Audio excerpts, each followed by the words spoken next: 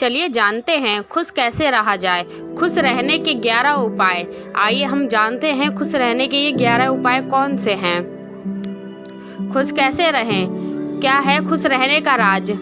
अक्सर हम लोग अपनी तरफ से पूरी मेहनत कर रहे होते हैं, लेकिन नतीजा हमेशा अपनी पसंद के हिसाब से कहाँ मिलता है।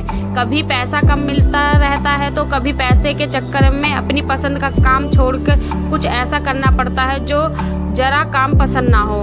कभी ऐसा भी होता है जब पैसा और पसंद दोनों मिल रहे होते हैं, लेकिन घर परिवार दोस्त से दूर रहकर काम करना पड़ता है। ऐसे में सक्सेसफुल होना या कामयाब कहलाने के बाद भी दिल भीतर से खुश नहीं रहता। ऐसे में शायद हम लोग कुछ छोटी छोटी चीज़ भूल रहे होते हैं जिनका और ध्यान देने पर अपना मन को दिलासा दे सकते हैं और खुश रह सकते हैं। तो दोस्त, खुश रहने के एक आसान उपाय बताने से पहले आपको एक छोटी सी कहानी सुनाता हूँ। क्या है खुश रहने का राज? तो आइए शुरू करते हैं।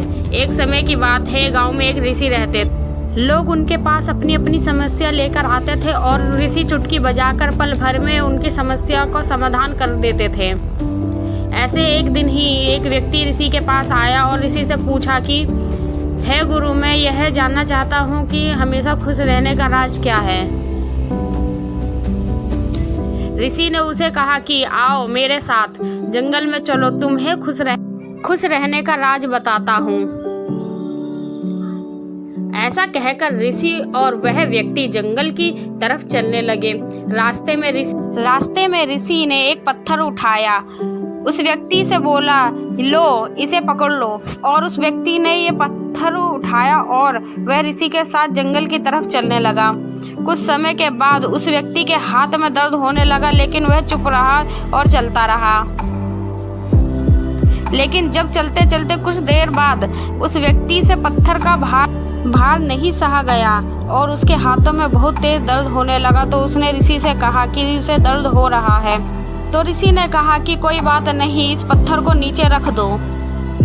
पत्थर को नीचे रखने पर उस व्यक्ति को बड़ी राहत महसूस हुई।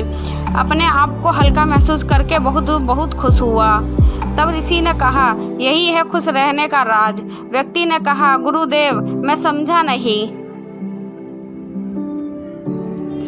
तो ऋषि ने कहा, जिस तरह इस पत्थर को 1 मिनट तक हाथ में रखने पर थोड़ा सा दर्द होता है और आगे ही इसे 1 घंटे तक हाथ में रखने तो थोड़ा ज़्यादा दर्द होता है, और अगर इसे और ज़्यादा समय तक उठाओ रहेंगे तो और दर्द होगा। उसी तरह दुखों के बोझ को जितना ज़्यादा समय तक उठाओगे उतना ही ज़्यादा दर्द होगा। यह हम पर निर्भर करता है कि हम दुख के बोझ को 1 मिनट तक उठा रखते हैं या उसे ज़िंदगी भर। अगर तुम खुश रहना चाहते हो तो दुखी रूप पत्थर को जल्दी से जल्दी नीचे रखना सीख लो, और हाँ हो सके तो दोस्त, ये था खुश रहने का राज। अब बात करते हैं खुश रहने के एक उपाय। खुश रहने के तरीके हमें बचपन से ही पता होता है, बस जिंदगी की दौड़ धूप में हम इन्हें भूल जाते हैं। अपने बचपन के दिनों को याद कीजिए, थोड़ा सा बच्चों वाली हरकत करके देखिए।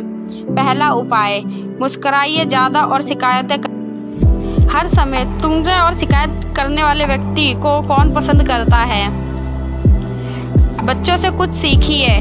बच्चे दिन भर हंसते रहते हैं, लगभग 400 बार, और शायद एक दिन में 2 या 3 बार शिकायत करते हैं। दूसरा उपाय, नए लोग और पुराने दोस्तों से मिलते रहिए। अपने फ़ोन उठाइए और देखिए कि अपने किन दोस्त को रिश्तेदारों से बहुत समय से बात नहीं की है। उन्हें फ़ोन लगाकर सरप्राइज़ दीजिए। आप दोनों ही बात करके बहुत अच्छा फील करेंगे। अगर आपके पड़ोस में कोई नया शिफ्ट किया हो तो उस खुद से आगे बढ़कर बात कीजिए। हो सकता है वो नए लोग संकोच के कारण आपसे बात करने में झिझका रहे हैं। तीसरा उपाय, अपने परिवार को थोड़ा अधिक समय दीजिए।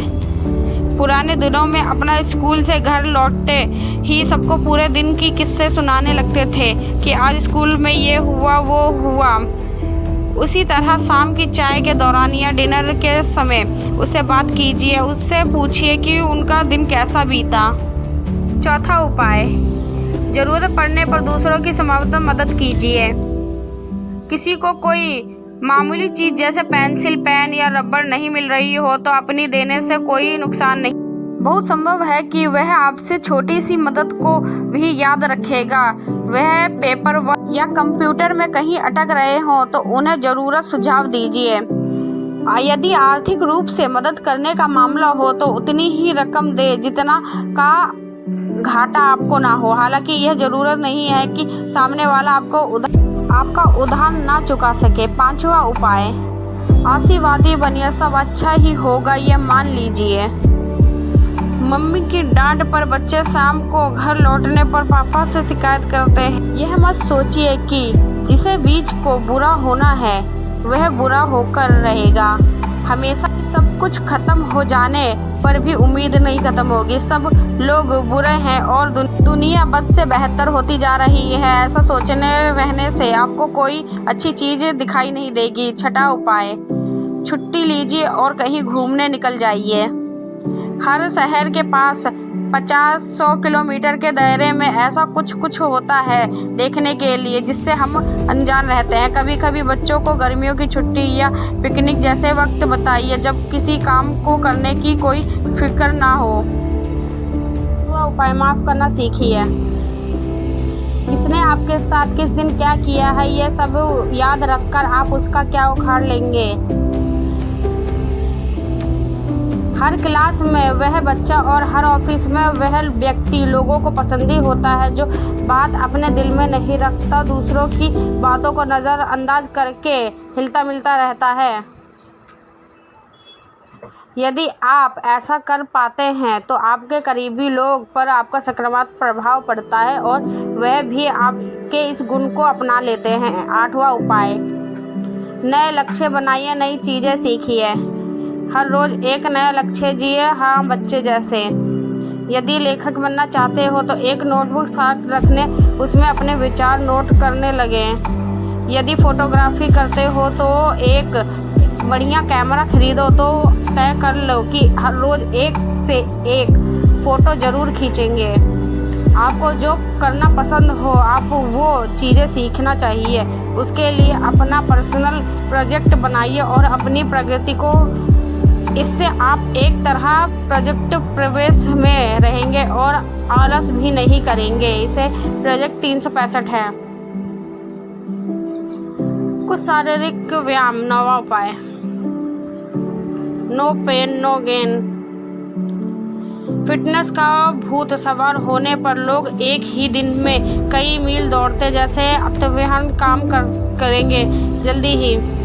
तो जल्दी से उठना शुरू करिए। पार्क के कुछ राउंड लगाने से धीरे धीरे अपने सैर और दौड़ भाग का दायरा और समय बढ़ाते जाइए।